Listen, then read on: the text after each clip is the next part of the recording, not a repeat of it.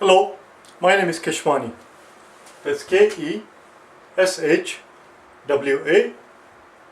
Keshwani. We are here because we want to learn algebra. Today is our lesson number 54. Lesson number 54.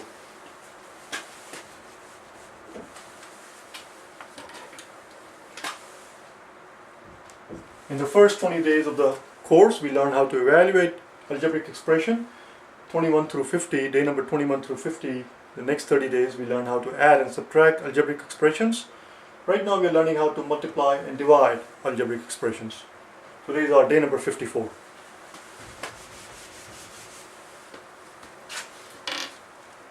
Here's the first one.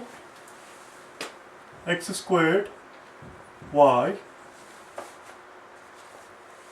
times x cubed plus y squared z. Well, how do you multiply this thing? Tell me. 5 times 3 plus 4, how would you do it? Well, there are two ways you can take care of it.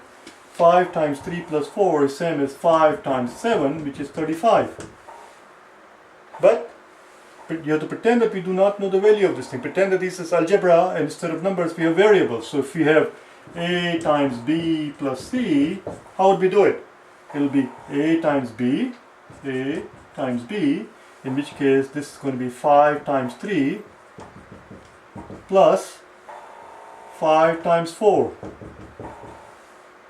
5 times 3 is 15 and 5 times 4 is 20, which gives us our 35 that we found here. So this is a times b and this is a times c. Let me do it one more time. I went too fast and I was going all over the place. Let me do it one more time. Systematically. Here was the question. How much is 5 times 3 plus 7? Well, pretend that 5 is A, 3 is B, and 7 is C. So here it is 5 times 3, which is same as A times B, plus 5 times 7, same as A times C. 5 times 7, 5 times 3 is 15, plus 5 times 7 is 35, and when you add them up you get 50, which of course is same as 5 times 10. We can clearly see here 7 plus 3 is 10, but of course here we do not know what B and C are.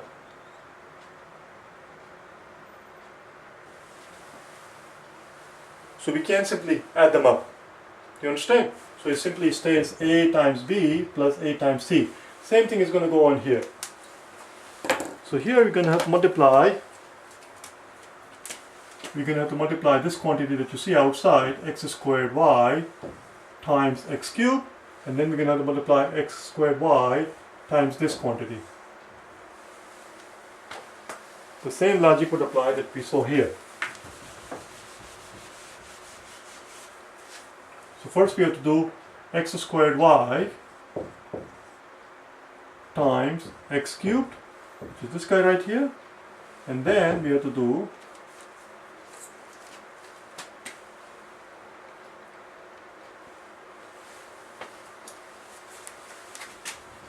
times x cubed, and then we have to do x squared y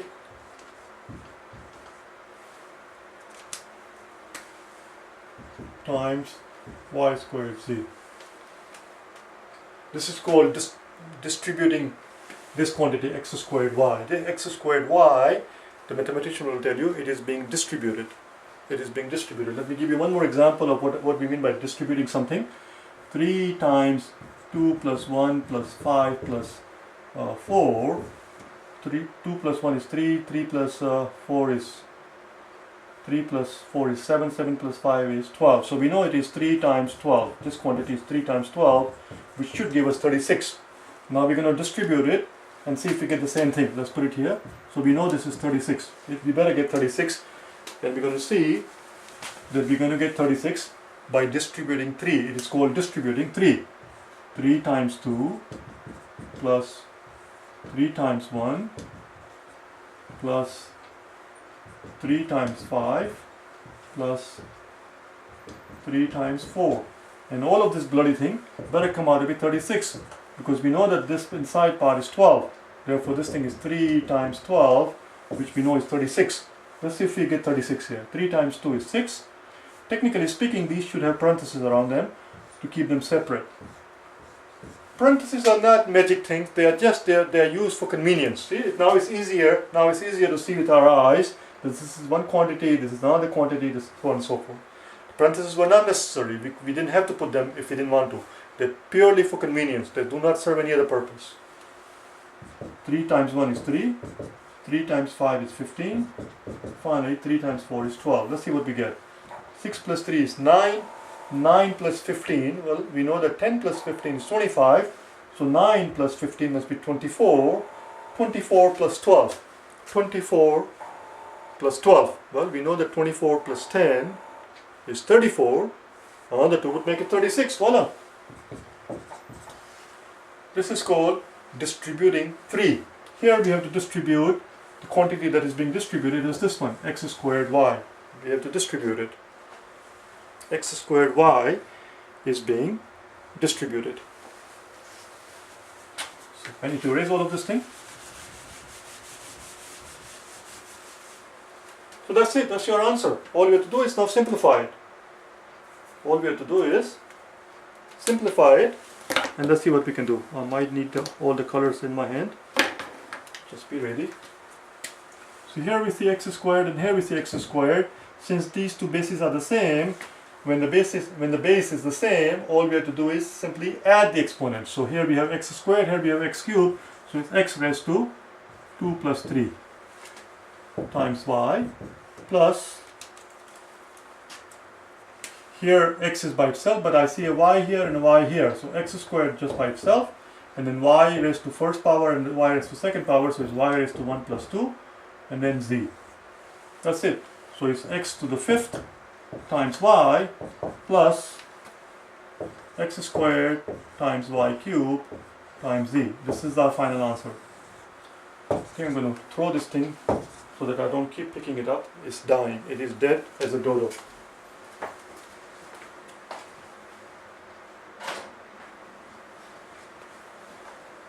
That marker was dead as a dodo. It's an expression, dead as a dodo.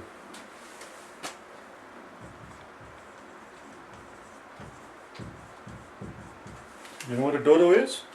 Dodo is a bird. It's an extinct bird. The bird that no longer exists. Hence the expression, dead as a dodo. That was it for this problem. Let's go on to the next one. Let's go on to the next one. Before I go to the next one, do you know the antonym of extinct? As I said, dodo is a bird that is extinct, no longer exists.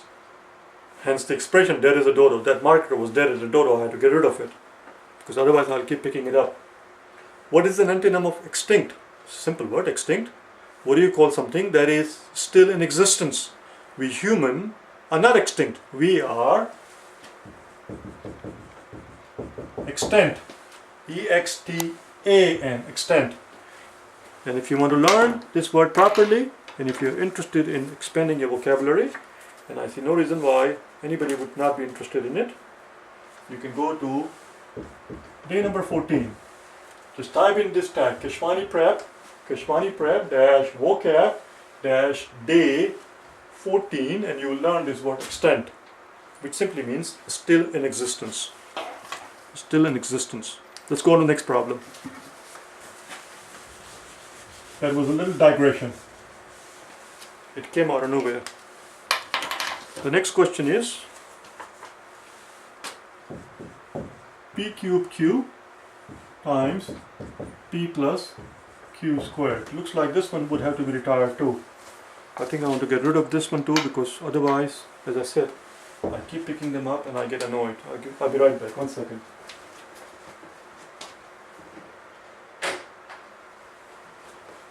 They have to be chucked right away because otherwise I forget which one it was. Now I need a black marker, which puts me in a little bit of a predicament. Bloody hell. I knew I had an unopened package somewhere. There we go. Alright. So this p cubed q, this quantity here, has to be distributed among this guy and this guy, this quantity right here. I do not know why no. Oh, that's much better.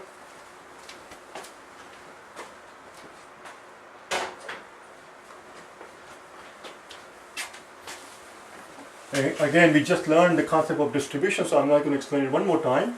So this is simply p cubed times q, p cubed times q times p, plus p cubed times q times q squared times q squared. Where's my red marker? Bloody hell. So this is the quantity that we're distributing. P cubed q times p, and then p cubed q times q squared. Now all we have to do is simply combine the same bases and the exponents.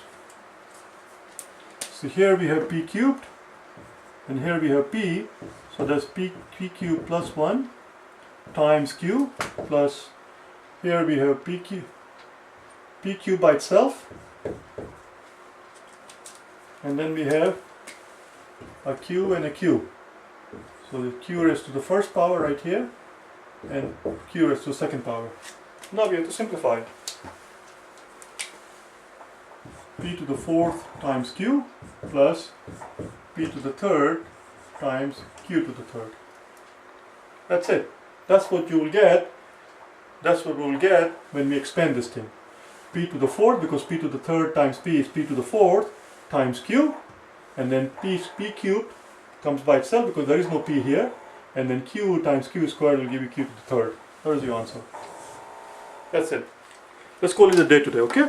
I'll see you tomorrow on day number 55.